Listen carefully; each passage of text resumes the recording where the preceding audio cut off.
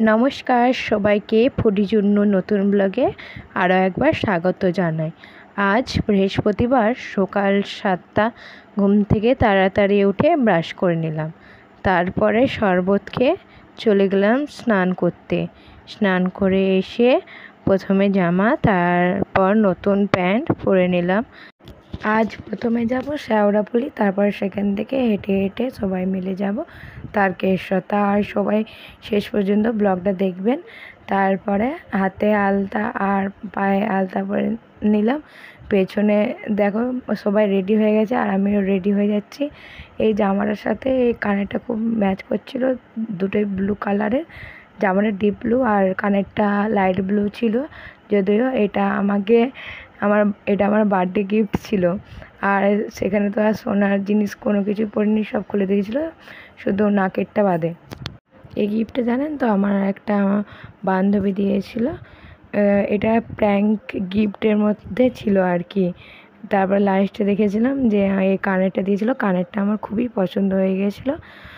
আর তারপরে বেশি কিছু সাজিনি, আমি শুধু গলায় একটা হার পরে নিয়েছিলাম আর হাতে দেখতে পারো রুদ্রাক্ষর আর কি ব্রেসলেট পরেছিলাম, যদিও আসল রুদ্রাক্ষর নয় ওটা। তারপরে মাথায় শ্যাম্পু করেছিলাম বলে সিল্কের শাইন তেলটা তাড়াতাড়ি মেখে নিয়েছিলাম।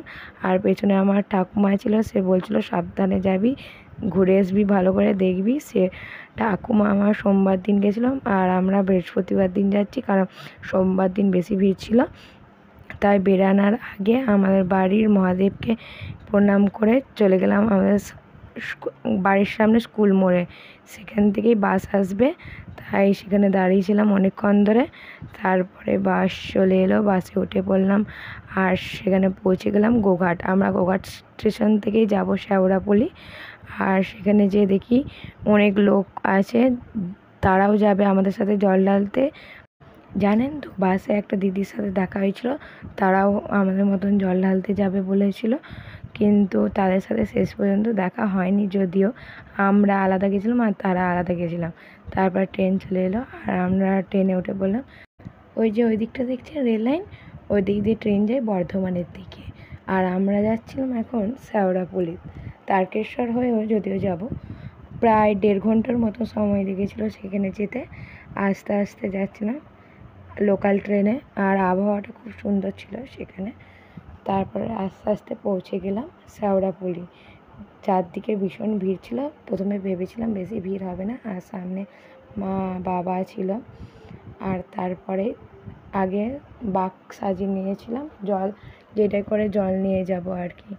সেখানে ভীষণ লোক দেখছি, এখানেই বাজার, এখান থেকে সব কিনে নিয়ে যাই। তারপর প্রচণ্ড খিদে পেয়ে গেছিলো, প্রায় 12টা বেজে গিয়েছিলো বলে ভাত খেতে বসে পড়েছিলাম। নিরামিষ ভাত, তারপরে ঘি, তারপরে ডাল, আর দিল সোয়াবিনটা যদিও ভালো খেতে ছিল। তারপরে যে আলু ভাজাটা দিয়েছিল না, সেটি বেশি করে নিয়েছিলাম। তারপরে দেখছি না, ভীষণ কাঁচা ছিল আর বেশি খেতেও পারিনি। সোয়াবিনটা আমার ফেভারিট বলে সোয়াবিনটা খেয়েছিলাম। আর তারপরে ছিল আচার আর পাঁপড়। আচারটা যদিও তারা দিতে ভুলে গিয়েছিলো, তারপরে বললাম যে আচারটা লেখা আছে, তাই আচারটা দিয়ে দিয়েছিল। তাড়াতাড়ি খেয়ে চলে গেলাম ঘাটকে। কিন্তু ঘাটে শুনছি যে জোয়ার এসেছে, প্রবল বৃষ্টির জন্য। তার জন্য আমাদেরকে প্রায় 1.5 ঘন্টা থেকে 2.5 ঘন্টা দাঁড়াতে হয়েছিল সেখানে। আমরা চলে গেছিলাম 1:30টার দিকে, কিন্তু আমাদেরকে স্নান করতে নামিয়েছিল 3:30টের সময়। এখানে দেখুন প্রচণ্ড লোকের ভিড়। আর সেখানে একটা মন্দির ছিল, যদিও আমি মন্দিরটা জানিনি কী মন্দির। আর ওখানে চারিদিকে কেমন ঘাস নদীটির ওপর ছিল। আর আমি একটি নৌকাও দেখেছিলাম ওখানে। আমরা চলে গিয়েছিলাম পুরো মেন ঘাটটায়, যেখান থেকে বেশিরভাগ যাত্রীরা স্নান করে যায় আর কি। আর সেখানে পুলিশও ছিল, আমাদেরকে নামতে দেয়নি প্রচণ্ড জোয়ারের জন্যে। আর ওই যে ওই দেখুন একটা নৌকা। তারপরে 3:30 বেজে গেল আর সবাই স্নান করতে নেমে পড়লো। প্রথমে আমার একবারটি যদি স্নান হয়ে গিয়েছিলো, আমি ভিডিওটা করা হয়নি, তাই মাকে ফোনটা ধরে দিয়ে আমি স্নান করতে নেমে পড়েছিলাম। আর ওই সাইডে বাবা আর মেজদিও ছিল, দেখতে পারেন মেঘটা ধরে ভীষণ অন্ধকার হয়ে এসেছিলো। আর সেদিন তো প্রচণ্ড বৃষ্টি।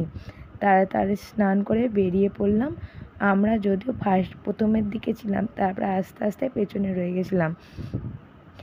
প্রচণ্ড বৃষ্টির জন্য বেশি ভিডিও করতেও পারিনি, যদিও প্রথমের দিকে অনেক ভিডিও করেছিলাম আর লাস্টের দিকে ভীষণ ক্লান্ত হয়ে পড়েছিলাম বলে আর বেশিরভাগটা ভিডিও করতে পারিনি। এখানে সবাই দাঁড়িয়ে পড়েছে, মানে ওই দিক দিয়ে গাড়ি যাচ্ছে বলে, তার জন্য আর ভীষণ চেঁচামেচি করছিল চারদিকটায়। যদিও অডিও ভয়েসটা দিতে পারিনি, কারণ আমার কোথাও ছিল ওখানে, তার জন্য আমি আর বেশি ভয়েসটা দিইনি। তারপর আবার আমরা হাঁটতে লেগে পড়লাম। আমাদের চারপাশে অনেক লোকই ছিল, যদিও ভেবেছিলাম আজকে বৃহস্পতিবার বেশি লোক হবে না, কিন্তু দেখেছিলাম আজকেও ভীষণ ভিড় ছিল। তারপর আস্তে আস্তে প্রথমে জোরে জোরে হাঁটছিলাম, সবাই আমাদের সাথে হাঁটছিল। অনেক লোকের সাথেই দেখা হয়েছিল, কিন্তু তাদের সাথে আর শেষে দেখা হয়নি। তারপর হাঁটতে লাগলাম আর ভিডিও করছিলাম অনেকগুলো। আমি নিজে এমনি রিলস করেছি অনেক, মাকে ধরে দিয়েছি আর আমি ভিডিও করছি। সব সময় তো ভিডিও করতে পারিনি, কারণ সেদিন প্রচণ্ড বৃষ্টি হয়েছিল আর আমি তো ভিজে গিয়েছিলাম সারাদিন। চুল তো আমার একটু শুকায়নি, তবু আমি খামচি এঁটে নিয়েছিলাম আর কি। তারপরে আমার এমন কি গলাটা অনেক বসে গেছে ঠান্ডায়, তাই কথাগুলো বুঝতে পারবেন না কি জানি না। আমরা প্রায় অনেকটাই হেঁটেছি, 10 ঘন্টা ধরে হেঁটেছি, তারপরেই বসতে শুরু করেছি একটানা। আর আমার মেজদি তো শুধুই বলছে আমার পায়ে লাগছে বলে, কিন্তু সত্যি কথা বলতে ঠাকুরের কিছু করলে না ঠিক গা হাত পা ব্যথা হয়নি বা শরীরটা খারাপ লাগে না। আমার শরীরটা খারাপ ছিল যদিও, তবুও আমি হাঁটতে পারছিলাম ঠাকুরকে মনে মনে রেখে তাড়াতাড়ি যাচ্ছিলাম। আর কত চারিদিকে লোক ছিল, ভেবেছিলাম ফাঁকা থাকবে, তবুও ফাঁকা নেই। আর তখন তো খিদেই পাইনি আমার, কারণ দুপুরবেলা ভাত খাওয়া গেছিলো। মাঝে মাঝে এক একটা ছেলের দল যাচ্ছিলো, সব এমন তারা চেঁচাচ্ছিল না, শুধু শুনবেন কত রকমের কথা। আর কারা কারা জল ঢালতে গেছিলেন তারা অবশ্যই কমেন্ট করবেন। এরকম গ্রুপ থাকবেই তো বন্ধুদের মাঝে। আমরা যদিও ফ্যামিলি মিলে যাচ্ছিলাম, যদি আমরা বন্ধুদের সাথে যেতাম তাহলে আমরা এরকম ভালো করে চেঁচাতে পারতাম। হ্যাঁ, মাঝে মাঝে চেঁচাচ্ছিলাম, কিন্তু হাঁটছিলাম বলে ভীষণ কষ্ট হচ্ছিল, তাই আর বেশি চেঁচাতে পারিনি। যেহেতু এটা আমাদের প্রথম বছর, আমার মায়ের সবারই প্রথম বছর, কিন্তু বাবার এটা প্রথম বছর নয়। বাবা তার আগেও 3 বছর গিয়েছিল জল ঢালতে, সারা রাত হেঁটেছিল। বাবা বলছিল কতক্ষণ হেঁটেই যাচ্ছিল তারা। তারপরে একটু হাঁপিয়ে গেছিলাম বলে বসে পড়েছিলাম ওখানে। আর বাবা বিস্কিট এনেছিল বলে বিস্কুট খেয়েছিলাম। দেখো এখনও যেই যাচ্ছিলো আমি ভাবছিলাম এই সারা হয়ে যাচ্ছে। সেখানে জানেন তো একটা মন্দির ছিল, শিব ঠাকুরেরই মন্দির, সেখানে বসেছিলাম। তারপরে পা ধুয়ে তারপর পায়ে মোজাও পরে নিয়েছিলাম, কারণ পাটা লাগছিল ভীষণ, আর তেমন চামড়াগুলো কুঁচকে গিয়েছিলো ভিজেতে। আর দেখো প্রায় সন্ধে হতেই চলেছে, আর আমরা মোটামুটি চলে এসেছি ডাকাতকালী মন্দিরে। জানেন তো ডাকাতকালী মন্দিরে শুনেছি নাকি ভীষণ চুরি হয়, তার জন্য সাবধানে ফোন সব রাখতে হয়। তার জন্য আমিও ফোনটা সাবধানেই রেখেছিলাম। আর বাবা কিন্তু বলছিল না এখন ফোনটা ভিতরে নিয়ে যাওয়া যাবে না, তার জন্য আমি আর ভিতরে ভিডিও করতে পারিনি, বাইরে থেকে ভিডিও করে নিলাম। আর সেখানে সবাই খেতে বসেছে দেখছি, তাই আমরাও খেতে বসে পড়লাম। প্রথমে চা বিস্কিট, যদিও আমি চা খাই না, আমি মেজদির কাছ থেকে চাটা নিয়েছিলাম আর বিস্কুটটা আমি শুধু খেয়ে নিয়েছিলাম ডুবিয়ে। তারপরে ঘুগনি দিয়েছিল, পুরো নিরামিষ ঘুগনি। এই একটা ফটো তোলা ছিল ডাকাতকালী মায়ের মন্দিরে। সত্যি মা কত সুন্দর দেখতে, আমার তো ভীষণ পছন্দ হয়ে গেছিলো। আমি তাই বাবাকে বলেছি বাবা আবার পরে যাব বাইকে করে, তখন ঘুরিয়ে আসবো, যদি সম্ভব হয় তাহলে আবার পরের বছর যাব আর ভালো করে সব ভিডিও করে আসবো। তারপরে প্রায় সন্ধে হয়ে গেছে, আমরা দেখো একা একা আছি, আমাদের সাথে এখন কেউ যায়নি। আমাদের পেছনের লোক আসছিলো, কিন্তু আমরা মাঝখানে পুরো প্রায় একা হয়ে গেছিলাম। তারপরে কিছুক্ষণ আধ ঘন্টা বসে আবার হাঁটতে শুরু করেছিলাম। এবার জানেন তো পায়ে খুব টান ধরে গিয়েছিলো, কারণ হাঁটতে হাঁটতে বসে পড়লে নাকি শুনেছি পায়ে ভীষণ টান ধরে, তাই আমারও পাটা ভীষণ টান ধরছিলো, তাই একটু আস্তে আস্তে হাঁটছিলাম। আর শেষে তো ভীষণ পায়ে টান ধরে গেছিলো, তবুও আমাকে কোনো উপায় নাই, যেতেই হবে যা হোক করে।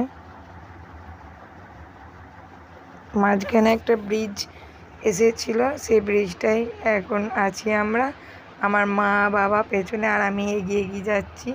আমার মেজদিও আছে সাথে, সে মাঝে মাঝে ফোন ঘাঁটছে আর আমি তো হেডফোনে গান চালিয়ে গান শুনেই যাচ্ছি।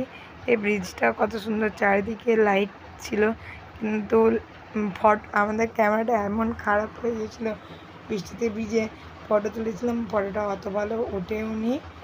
আর ওই পাশে দেখো ওখানে একটা স্টেশন, ওটা কী স্টেশন আমি ঠিক জানিনি, যদি কেউ জানেন তাহলে কমেন্ট করে জানাবেন। এখানে ভীষণ ভিড় ছিল দেখছেন মাঝ রাস্তায়। তারপরে প্রায় 9:30 বেজে যায়, সে সময় আবার বৃষ্টি নেমে গেছে। আর আমি ঠাকুমাকে ফোন করে জিজ্ঞাসা করছিলাম কী করছে, তারপরে মুড়িও খেয়ে নিলাম। খেয়ে জানেন তো এক জায়গায় আশ্রয় নিয়েছিলাম, মানে বিশ্রাম নিচ্ছিলাম আর কি। প্রায় 1 ঘন্টার মতন বিশ্রাম নিয়ে একটু হেঁটেই দেখি কাশী বিশ্বনাথ মন্দিরে আমরা পৌঁছে গেছি। কিন্তু সেখানে তো ভীষণ ভিড় চারিদিকে, আমাদের প্রায় 1 পাক ঘুরে, মানে সেখানে একটা পার্ক আছে আর কি, সেখানটায় 1 পাক ঘুরে লাইন, তারপরে আমরা কাশী বিশ্বনাথ মন্দিরে পৌঁছাতে পেরেছিলাম। তারপরে সেখানে আমি দাঁড়িয়ে ভিডিওটা করছি, শিব ঠাকুরের কতগুলো ফটো তুলছি, সেখানে নিচ থেকে কতগুলো লোক টিটকিরি মারছে, বলছে আমরা জল ঢালতে পারছি না আর তোমরা ওখানে ভিডিও করছো। তারপরে তাড়াতাড়ি নেমে এসে কিছু খাওয়া দাওয়া করে নিলাম। তারপরে আস্তে আস্তে হেঁটে দেখি ভোরের দিকে প্রায় পৌঁছে গেছিলাম লোকনাথ মন্দিরে। লোকনাথ মন্দির থেকে এসে তারপরে ভোর হয়ে গেছে দেখো প্রায়, আর আমরা তারকেশ্বরে পৌঁছে গেছি। আমি মাঝরাতে লাস্টের দিকে ভালো করে কোনো ভিডিওই করতে পারিনি, কারণ আমি খুব ক্লান্ত হয়ে গেছিলাম। যদি সম্ভব হয় তাহলে পরের বছর পুরোটাই ভিডিওটা আমি দেখাতে পারবো, যেহেতু এটা প্রথম বছর ছিল আর কি। মাত্র 1 কিমি প্রায় যেতে লাগবে, তারপরে আমাদের মেন ডেস্টিনেশনে আমরা পৌঁছে যাব। এমনকি আমি মেন গেটের সামনেও কোনো ভিডিও করতে পারিনি, যেটুকু পাচ্ছি ভিডিওটা করছি। আর এখানে অনেক লোক ফাঁকা হয়ে গেছিলো, দেখো আমাদের জল ঢালা হয়ে গেছে, কিন্তু আমি ভিডিও করতে পারিনি। ওখানটা হচ্ছে তারকেশ্বর মন্দিরটা ছিল। তারপরে যাওয়া করে হেঁটে হেঁটে মানে ঘোরানোর মতন হেঁটে হেঁটে চলে এসেছিলাম আমরা স্টেশনে। বাবা তাড়াতাড়ি টিকিট কেটে উঠে পড়েছিলাম ট্রেনে, সেখানে প্রায় ঝালমুড়ি খেয়ে নিয়েছিলাম আর বাসে করে চলে এসেছিলাম ঘরে। সেখানে ঘরে এসে পুরো 4 ঘন্টা ঘুমিয়ে নিয়েছিলাম, তবুও পায়ে ব্যথা ছিল। একদিন প্রায় উঠতে পারিনি আমি খাট থেকে, আমার পায়ে পুরো ফোস্কা পড়ে গেছিলো। এই ছিল আমার মিনি ব্লগ। কেমন হয়েছে সবাই বলবেন তারকেশ্বর, আর সবাই কমেন্টে হর হর মহাদেব লিখবেন। যদি ভালো লাগে তাহলে লাইক, শেয়ার, কমেন্ট এবং সাবস্ক্রাইব করে দেবেন।